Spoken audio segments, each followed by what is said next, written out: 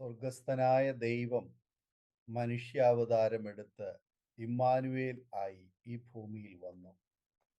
അവൻ ജനങ്ങളെ ആശ്വസിപ്പിച്ചുകൊണ്ട് ഈ ലോകത്തിൽ സഞ്ചരിച്ചു. യേശുവാണ് ആശ്വാസത്തിന്റെ ഉറവിടം. ഒരു അമ്മയെപ്പോലെ അവൻ നിങ്ങളെ ആശ്വസിപ്പിക്കുന്നു. കഷ്ടതയുടെയും ഏകാന്തതയുടെയും നടുവിൽ അവൻ്റെ സ്നേഹനിർഭരമായ ശബ്ദം നിങ്ങൾക്ക് കേൾക്കുവാൻ സാധിക്കും. അവൻ്റെ കരുതൽ നിങ്ങൾക്ക് അനുഭവിച്ചറിയുവാൻ സാധിക്കും.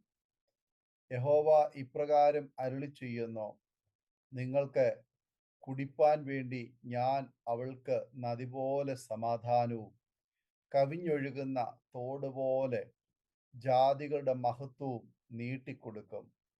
നിങ്ങളെ പാർശ്വത്തിൽ എടുത്തുകൊണ്ട് നടക്കുകയും മുഴങ്കാലിന്മേൽ ഇരുത്തി ലാളിക്കുകയും ചെയ്യും എന്ന് യെശയ്യാപ്രവാചകന്റെ പുസ്തകം 66 അധ്യായം അതിന്റെ 12 വചനത്തിൽ നാം വായിക്കുന്നു. ഇതുപോലെ ആശ്വസിപ്പിക്കുന്ന മറ്റൊരു ദൈവമുണ്ടോ? കഷ്ടപ്പാടുകൾ, നിരാശകൾ, ഏകാന്തത ഇതെല്ലാം നമ്മുടെ ജീവിതത്തെ ദുഃഖത്തിൽ ആഴ്ത്തിയേക്കാം. അത്തരം സാഹചര്യങ്ങളിൽ എനിക്ക് എവിടെ നിന്ന് ആശ്വാസം ലഭിക്കുമെന്നും എന്ന് നാം ചിന്തിച്ചേക്കാം. ആശ്വസിപ്പിക്കുന്ന ദൈവത്തെക്കുറിച്ച് പൗലോസ് ഇപ്രകാരം എഴുതുന്നു: മനസ്സലിവുള്ള പിതാവും സർവ്വ ആശ്വാസവും നൽകുന്ന ദൈവവുമായി നമ്മുടെ കർത്താവായ യേശു ക്രിസ്തുവിന്റെ പിതാവായ ദൈവം വാഴ്ത്തപ്പെട്ടവൻ. ദൈവം ഞങ്ങളെ ആശ്വസിപ്പിക്കുന്ന ആശ്വാസം കൊണ്ട് ഞങ്ങൾ യാതൊരു കഷ്ടത്തിലുമുള്ളവരെ ആശ്വസിപ്പാൻ ശക്തരാകേണ്ടതിന് ഞങ്ങൾക്കുള്ള കഷ്ടത്തിൽ ഒക്കെയും അവൻ ഞങ്ങളെ ആശ്വസിപ്പിക്കുന്നു എന്ന് 2 കൊരിന്ത്യർ 1:3-4 വചനങ്ങളിൽ നാം വായിക്കുന്നു. നമ്മുടെ കഷ്ടങ്ങളിൽ, ദുഃഖങ്ങളിൽ, പ്രയാസങ്ങളിൽ മനസ്സലിവുള്ള ഒരു ദൈവമാണ് നമുക്കുള്ളത്.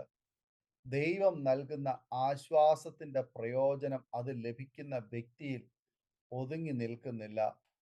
കഷ്ടങ്ങളിൽ നമുക്ക് ആശ്വാസം ലഭിക്കുമ്പോൾ ബുദ്ധിമുട്ടിൽ ആയിരിക്കുന്നവരെ സമാനുഭാവത്തോടെ വീക്ഷിക്കാനും സഹായിക്കാനും നാം പ്രചോദിതരാകുന്നു. യഹോവ സർവാശ്വാസം നൽകുന്ന ദൈവമാണെങ്കിലും നമ്മുടെ പ്രശ്നങ്ങളും ദുഃഖങ്ങളുമെല്ലാം അവൻ മുഴുവനായി നീക്കിക്കളയണമെന്നില്ല. എങ്കിലും ഒരു കാര്യത്തിൽ നമുക്ക് ഉറപ്പുണ്ടായിരിക്കണം: ആശ്വാസത്തിനായി ദൈവത്തിലേക്ക് തിരിയുന്ന പക്ഷം ജീവിതത്തിൽ ഉണ്ടാകുന്ന ഏതൊരു സങ്കടവും ദുരിതവും നേരിടാൻ അവൻ നമ്മെ ശക്തരാക്കും.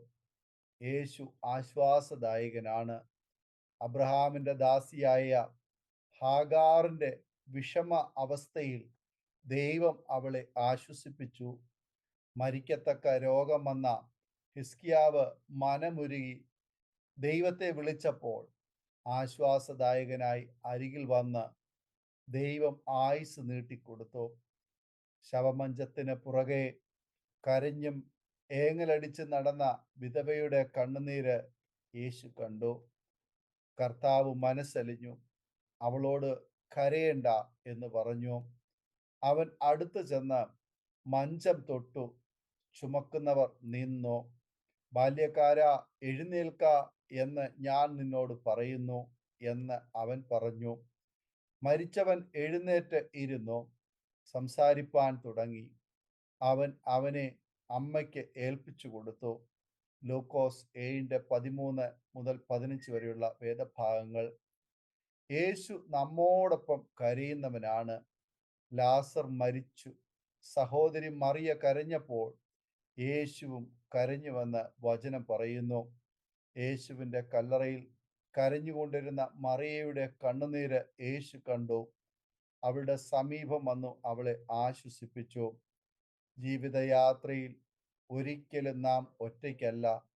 സന്തോഷിക്കുന്നവരുടെ കൂടെ കരയുകയും വിലപിക്കുന്നവരുടെ കൂടെ വിലപിക്കുകയും ചെയ്യുന്നവനാണ് നമ്മുടെ യേശു. നമ്മുടെ കണ്ണീരിനെ മറികടന്നു പോകുവാൻ യേശുവിന് സാധ്യമല്ല. ആ ആശ്വാസദായകന്റെ ചിറകിൽ മറഞ്ഞിരിക്കാം.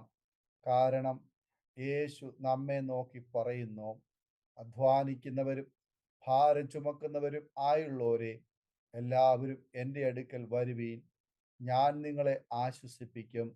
ഞാൻ സൗമ്യതയും താഴ്മയും ഉള്ളവൻ ആകയാൽ എൻ്റെ നുകം ഏറ്റുകൊണ്ട് എന്നോട് പഠിപ്പീൻ, എന്നാൽ നിങ്ങളുടെ ആത്മാക്കൾക്ക് ആശ്വാസം കണ്ടെത്തും. എൻ്റെ നുകം മൃദുവും എൻ്റെ ചുമട് ലഘുവും ആകുന്നു. മത്തായി സുവിശേഷം 11:28 മുതൽ 30 വരെയുള്ള വചനങ്ങൾ. ഈ വചനങ്ങളാൽ ദൈവം നമ്മെ അനുഗ്രഹിക്കുമാറാകട്ടെ.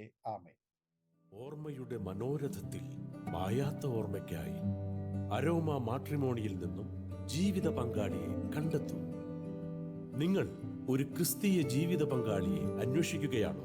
അതോ മക്കൾക്ക് അനുയോജ്യമായ ഒരു തക്ക തുണയ്ക്ക് വേണ്ടി പ്രാർത്ഥിക്കുന്ന വ്യക്തിയാണോ? എങ്കിൽ അരോമ മാട്രിമോണി നിങ്ങൾക്ക് വേണ്ടിയാണ്. ഇന്നു തന്നെ സൗജന്യമായി രജിസ്റ്റർ ചെയ്യൂ. അരോമ മാട്രിമോണിയുടെ പ്രത്യേകതകൾ: രജിസ്ട്രേഷൻ തികച്ചും സൗജന്യം. ലോകത്തെവിടെയുമുള്ള അനുയോജ്യമായ ക്രിസ്തീയ ജീവിത പങ്കാളിയെ തിരഞ്ഞെടുക്കാം. വിവാഹം നടക്കുന്നതുവരെ സർവീസ് ലഭിക്കുന്നു. ഏറ്റവും ചെറിയ പാക്കേജുകളും തിരഞ്ഞെടുക്കാം. അരോമ മാട്രിമോണി നിങ്ങൾക്കായി ഒരുക്കുന്നു വിവാഹം പരമാനന്ദം. Email aroma matrimony2020@gmail.com